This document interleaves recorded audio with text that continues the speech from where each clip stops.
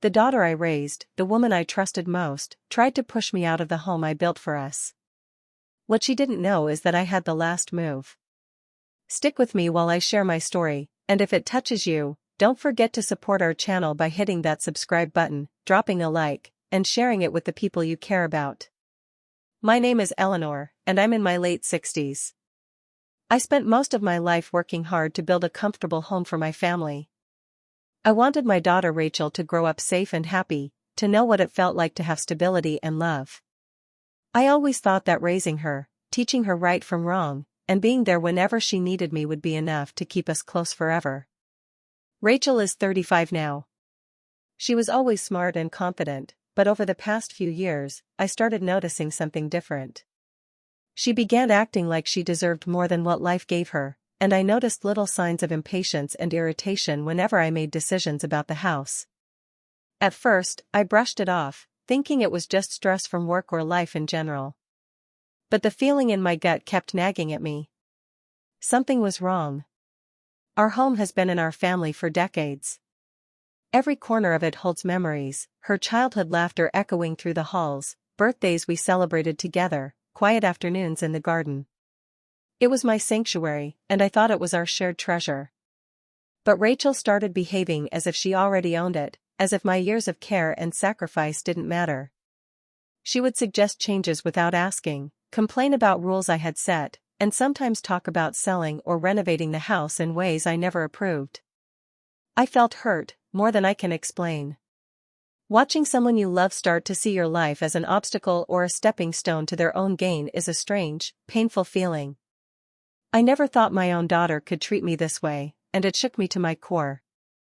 But I didn't panic. I stayed calm, observing quietly, thinking carefully about each step I took. I reminded myself that this house was more than walls and furniture, it was my life, my memories, and my security. And while Rachel seemed ready to push me aside, I knew I had the power to protect what was mine. Even in these early moments of tension, I realized something important: I would not let anger control me. I would not act out of fear or desperation. Instead, I would think, plan, and act when the time was right.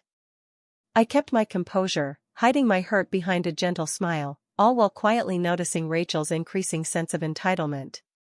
Looking back now, I can see that those first subtle signs, the impatience, the disrespect, the sense that she was already claiming what wasn't hers, were just the beginning. They were the cracks in our relationship, the early warnings of a storm I never wanted to face. But little did Rachel know, I was already preparing my last move. Over time, I started noticing small changes in Rachel's behavior that I couldn't ignore. She began making decisions about the house without asking me, as if my opinion didn't matter. At first, it was little things, changing the way the garden was maintained, deciding what furniture to move, even rearranging rooms while I was out. Each time, I felt a pang of hurt, but I stayed calm. I didn't want to show her how much it affected me.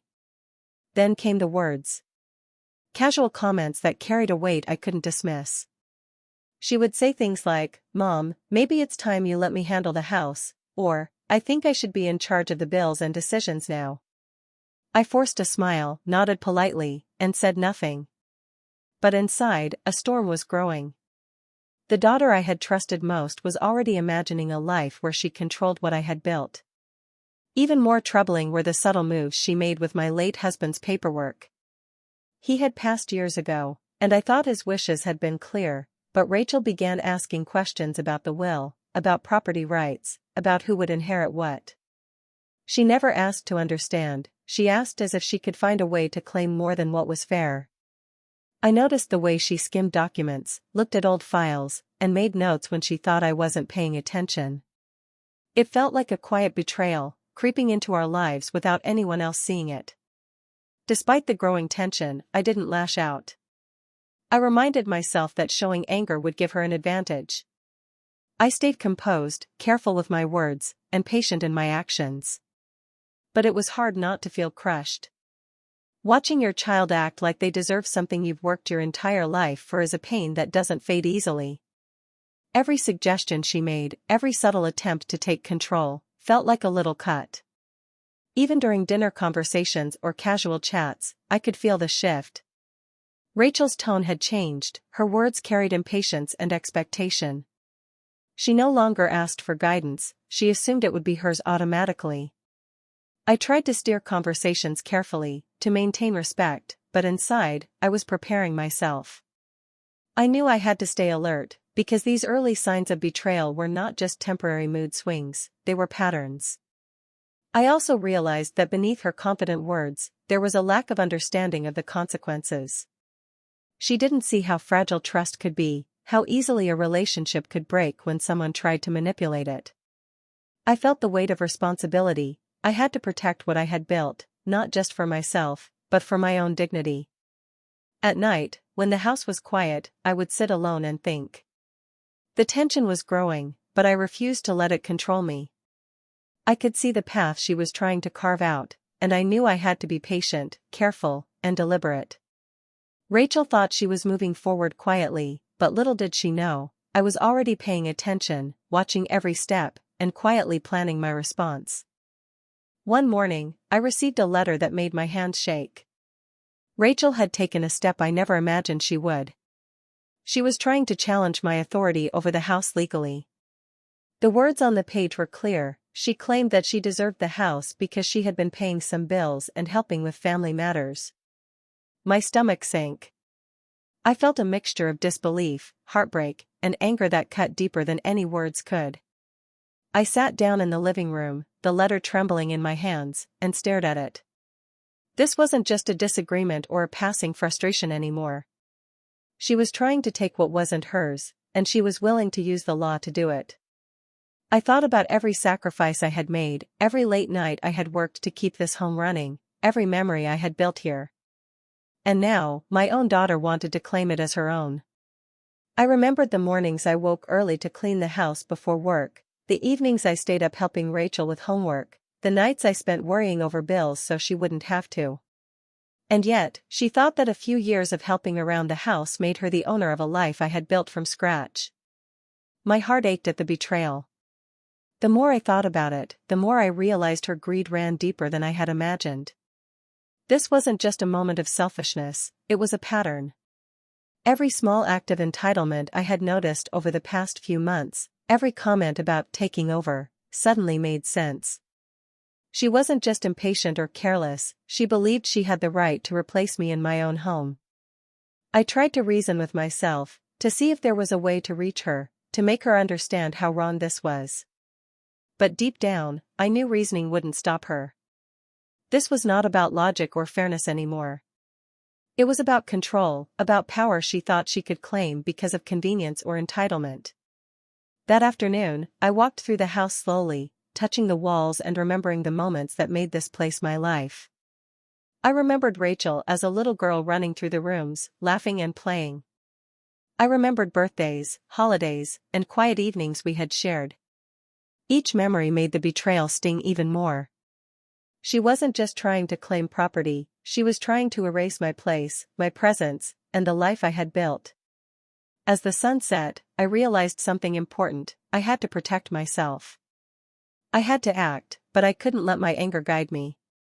I needed a plan that was careful, deliberate, and final.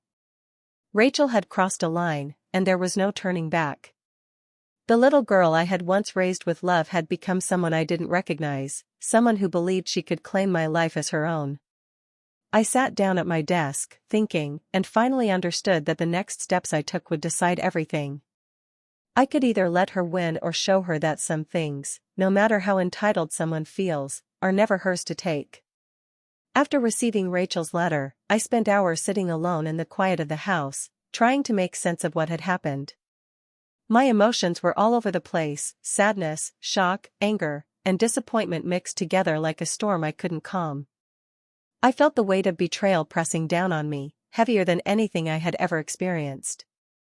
I thought about Rachel as a little girl, the one I had held in my arms and comforted when she was scared. I remembered teaching her to ride a bike, helping with school projects, and listening patiently to her dreams and fears. I remembered the sacrifices I had made over the years, working late nights, giving up my own comforts, always putting her first. And now, That same daughter seemed willing to disregard everything we had shared, all the love and care, just to take something that wasn't hers. The sadness was sharp, like a quiet ache in my chest. I couldn't believe that the bond one had cherished for decades could be overshadowed by greed and entitlement. But anger followed quickly after. How could someone I trusted so completely act in this way? How could she try to claim what was mine, what I had worked so hard to protect?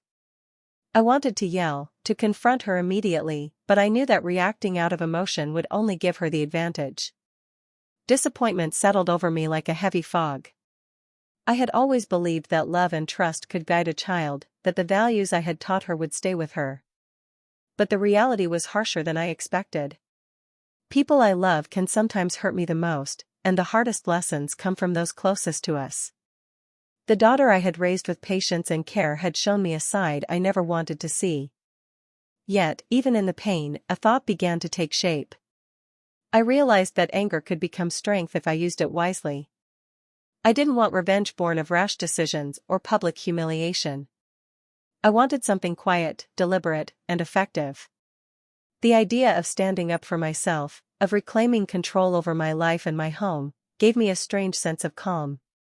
I understood that the only way to protect myself and my dignity was to plan carefully. I started imagining ways to act, not out of spite, but out of necessity. Each step had to be measured, every move deliberate. I couldn't allow her impulsiveness to outmatch my patience. While the sadness and shock lingered, they were slowly replaced by clarity. I realized that I could turn this betrayal into a moment of empowerment. For the first time since discovering her intentions, I felt a flicker of hope. The daughter I had once guided now needed to learn a lesson, but it would not come through confrontation. It would come through careful action, patience, and strategy. And in that quiet realization, I knew that the next chapter of our lives would be mine to write. After days of thinking, I realized that acting impulsively would only make things worse.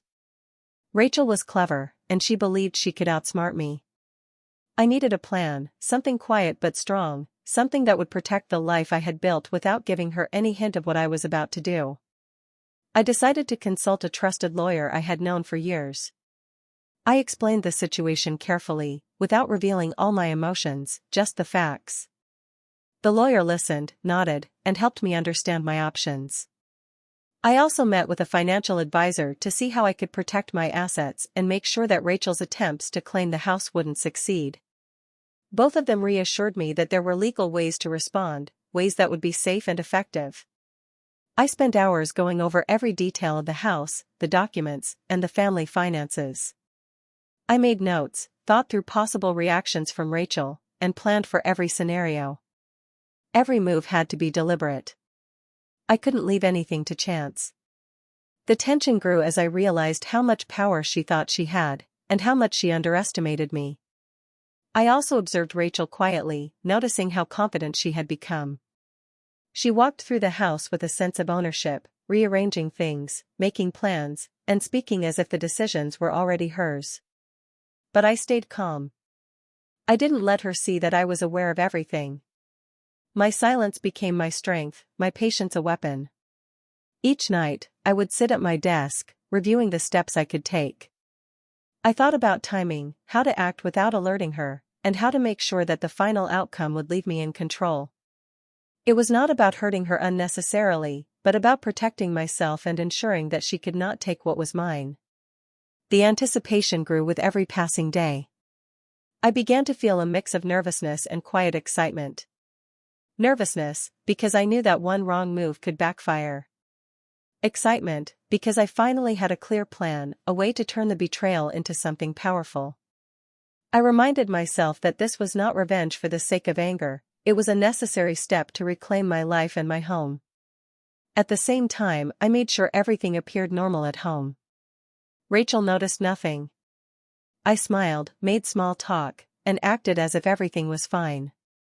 But behind that calm exterior, the plan was taking shape, step by step. Every consultation, every review of documents, every calculation brought me closer to the moment when I could quietly turn the tables. I realized that patience was now my greatest ally. Rachel thought she had the upper hand, but she had no idea that I was already preparing my final move. The anticipation of what was coming grew stronger in my mind, and I felt a sense of control returning to me. I knew that when the time came, the house, and my life, would no longer be in her hands. After weeks of planning, I decided it was time to make the first move. I knew I had to act carefully, quietly, and without alerting Rachel. If she knew what I was doing, she might try to stop me.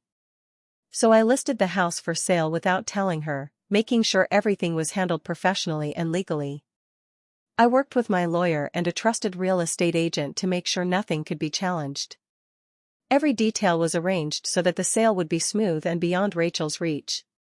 I kept my calm as I went about my days, pretending everything was normal. I spoke with Rachel politely, laughed at her jokes, and answered her questions as if nothing had changed. But inside, I felt a mix of anticipation and satisfaction.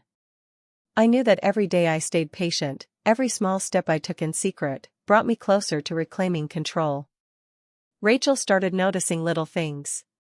She asked questions about the house, why certain papers seemed different, and why I seemed unusually busy with phone calls and meetings.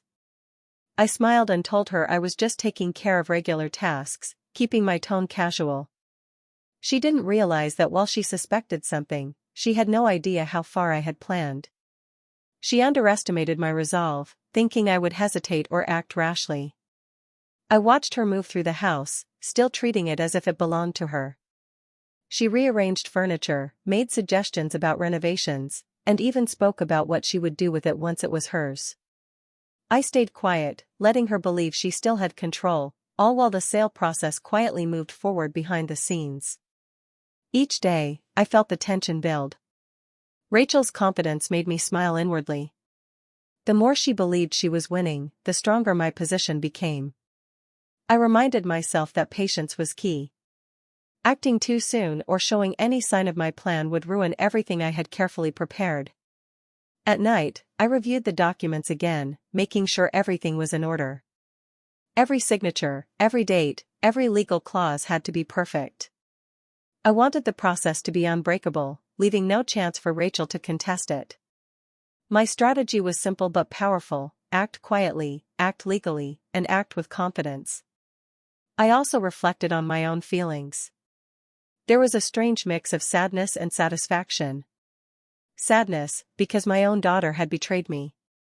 Satisfaction, because I was finally taking control of a situation that had caused me so much pain. I knew that once the house sold, Rachel would realize just how serious I was, and it would be too late for her to reverse it. By keeping calm and acting deliberately, I had taken the first real step toward reclaiming my life and my home. Rachel's ignorance of my plan made her vulnerable, and I knew that when the final moment came, she would see just how wrong she had been. Until then, I stayed patient, confident, and ready for the next step. One afternoon, Rachel stormed into the living room, her face tense and her voice sharp. "Mom, I need to know why you're selling the house," she demanded. Her eyes were wide, a mixture of anger and confusion, and I could see that she expected me to panic or explain myself in a way that would let her take control. But I stayed calm, taking a deep breath before speaking. I looked at her steadily and said, "Rachel, I am disappointed. I'm hurt. I cannot trust you with this house anymore." My voice was firm but quiet, leaving no room for argument.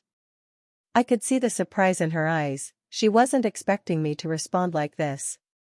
She thought I would beg or plead, but I wasn't that woman anymore. "You can't just sell it," she said, her voice shaking now, a mix of fear and frustration. "It's supposed to be mine. I helped with the bills. I helped take care of this family." I nodded slowly. "Yes, you helped in small ways, but that doesn't give you the right to take over my life or this home. You tried to challenge me, to claim what isn't yours. And after everything I've done for you, I cannot let that happen." Rachel's hands trembled, and she looked away for a moment, as if the weight of what I was saying finally started to sink in. "Mom. I didn't think you'd. I thought you'd," her words faltered. She couldn't finish her sentence because she realized her usual tactics: pleading, arguing, trying to manipulate me, wouldn't work this time. I continued calmly. Rachel, I raised you with love and patience. I wanted you to learn respect and responsibility. But your actions showed me that you care more about what you can take than about the family or the values we've tried to teach you. I cannot trust someone who would try to push me out of my own home. Her face turned pale, and I could see guilt and shock flicker across her expression. For the first time, she looked small, uncertain, and powerless in front of me. The confidence she had carried for so long crumbled because she realized that she had underestimated the person she thought she could control. I didn't mean to hurt you, she whispered, almost inaudibly. But I knew it wasn't enough. Words alone could never erase the betrayal or fix the choices she had made. I gave her one last look and said, actions have consequences, Rachel. You need to understand that life doesn't bend to selfishness. This house is mine, and I will protect it. She looked down, speechless, unable to manipulate, argue, or bargain. For the first time in years, she felt the full weight of her mistakes. I could see the understanding slowly forming in her eyes, but I said nothing more. Silence was the final part of my message. I was no longer someone she could push aside. That day, the balance of power shifted. Rachel realized, too late, that she could not control me, and I had finally shown her that betrayal has consequences, even when it comes from someone you love. A few weeks later, the house was officially sold. The buyer was someone Rachel had no connection to, no way to influence, and no chance to manipulate. Everything had gone smoothly, exactly as I had planned. I felt a quiet sense of relief and satisfaction, but I did not gloat. My victory was deliberate, calm, and complete, and I knew it needed no fanfare. Rachel walked through the house one last time before the new owners moved in. Her expression was a mixture of shock, anger, and disbelief. I could see her mind racing, trying to understand how this had happened so quietly and efficiently. She had assumed I would hesitate, that I would allow her to push me aside, but she had severely miscalculated my patience, my strategy, and my determination. I stayed calm as she spoke, trying to process her feelings. I can't believe this, she said, her voice barely above a whisper. How did you do this without me knowing? I looked at her steadily. Rachel, I planned carefully. I acted when it mattered most, and I protected what was mine. That's all you need to know. Her hands shook, and she lowered her eyes. There was no argument, no bargaining, no manipulation that could undo what had been done. The reality of her mistake hit her fully for the first time. She realized that she had underestimated me completely, that her sense of entitlement and greed had blinded her to my intelligence and resolve. For me, it was a moment of quiet empowerment. I felt a sense of freedom I hadn't felt in months. The house had been more than just a place to live, it was a symbol of my life, my hard work, and my memories. Selling it on my terms was not about revenge in the cruel sense. It was about reclaiming control, protecting myself, and showing that betrayal cannot succeed when met with calm, deliberate action. Rachel didn't say much after that. She understood the consequences of her choices, even if she couldn't fully accept them yet. I didn't need her forgiveness or acknowledgement. My focus was on my own life, on moving forward with dignity and strength. I began organizing my finances, ensuring that I had full control over my future. The stress that had weighed heavily on me for months began to lift, replaced by a quiet confidence. I no longer felt threatened or anxious about what Rachel might do. The house was sold, my freedom restored, and the power had returned to me. Even though the victory was mine, I did not celebrate loudly. There was no need. The lesson had already been delivered. Rachel had learned, in the hardest way possible, that actions have consequences and that betrayal, no matter how close, cannot go unanswered when met with careful strategy and patience. That day, I felt a deep sense of closure. I had protected what was mine, and in doing so, I had reclaimed not only the house but also my sense of security, peace, and dignity. Rachel's shock and realization were clear, and I finally understood that sometimes, the quiet victories are the strongest. After the house was sold and the dust settled, I found myself thinking a lot about everything that had happened. I sat quietly in my new apartment, the familiar hum of the city outside my window, and reflected on the betrayal I had experienced. Rachel's actions had cut deep, and for a long time, I had felt hurt and unsure of how to respond. But now, looking back, I could see things more clearly. I felt sorrow for her. I had raised her with love and patience, hoping she would grow into a kind, responsible woman. To see her make choices driven by greed and entitlement was painful. I knew that somewhere inside, she was still my daughter, the little girl I had held in my arms. That thought made me ache, but it also reminded me why I had to act the way I did. Protecting myself did not mean I stopped caring about her. It meant I could no longer let her disrespect me or take what was mine. At the same time, I felt a strong sense of empowerment. I had faced betrayal and responded with calm and strategy instead of anger or rashness. I had protected my home, my finances, and my dignity. That quiet victory gave me confidence I hadn't felt in months. I realized that sometimes the hardest decisions are the ones that teach you the most about your own strength. I thought about my actions and reminded myself that what I did was not cruelty. It was a necessary response to a threat, a way to set boundaries and reclaim control over my life. I had been careful, deliberate, and patient. Every step I took was measured, and every outcome was fair within the rules. I hadn't acted out of revenge to hurt Rachel, but to protect myself and ensure that betrayal did not succeed. Reflecting on the experience, I also understood the lessons it had taught me. I learned that trust must be earned, that patience can be more powerful than anger, and that standing up for yourself does not make you unkind, it makes you wise. I had discovered a part of myself that I hadn't known before, a quiet resilience that could face even the people you love most when they turn against you. Even though Rachel had caused me pain, I didn't feel the need to punish her further. The consequences of her choices were already clear, and she had learned them in her own way. For me, the most important part was reclaiming my life, my freedom, and my sense of peace. I had drawn the line and stood firm, and that was enough. Sitting there, I felt a mix of emotions, sorrow, yes, but also relief, strength, and closure. I had turned betrayal into a lesson, for both of us.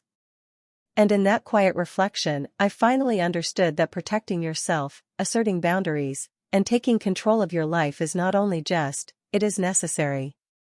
The chapter of betrayal had ended, and the next chapter of my life would be defined by empowerment, peace, and dignity. After everything had settled, I finally allowed myself to move forward. The house was gone, but the weight that had been pressing on me for months had lifted. I felt stronger, wiser, and more certain of who I was. The betrayal I had endured had tested me in ways I never expected, but I had come through it intact, with my dignity and peace fully intact. Rachel was quieter now. She no longer argued or demanded anything from me. I could see the change in her, the recognition that her sense of entitlement had consequences she could not escape. But it was too late for her to undo the damage. She had acted without thinking, and the results were permanent. The house was no longer hers to claim, and I had regained control of my life in a way she could not challenge. I spent my days organizing my new life, enjoying the freedom that came from finally making decisions for myself. Small things brought me joy, walking through my neighborhood, spending time with friends, reading without distraction, and knowing that I could live without fear of being undermined by someone I once trusted completely. Each day reinforced the lesson that protecting yourself is not selfish, it is necessary. At the same time, I felt a bittersweet sadness. Rachel was still my daughter, and part of me wished things could have been different. I wished she had learned respect and gratitude earlier, that she had understood the value of trust and family before it was too late. But the reality was that people must face the consequences of their choices, and sometimes the lessons come hard and slow. I accepted that. I also reflected on my own journey. The fear, the anxiety, and the tension I had felt were intense, but they had taught me patience, strategy, and resilience. I had learned how to act deliberately rather than react impulsively, how to turn hurt into strength, and how to maintain my calm even when someone close tried to take advantage of me. Those lessons would stay with me forever. As time passed, the quiet moments became the most meaningful. I could sit in my living room and feel at ease, knowing that I had faced betrayal, protected what was mine, and moved forward without losing myself. The sense of freedom was profound. I realized that life does not always follow the path we hope for, but it is possible to find peace and dignity even after heartbreak. Rachel would carry the lessons of her actions with her, and I would carry the lessons of mine. The story of betrayal and quiet revenge had reached its end, leaving me with empowerment, closure, and a renewed sense of self. I had reclaimed my life, and that victory, though bittersweet, was mine entirely. I understood then that some victories do not need applause. Sometimes, the strongest victories are quiet, private, and complete. And as I looked ahead, I felt ready to embrace the rest of my life with calm, confidence, and peace.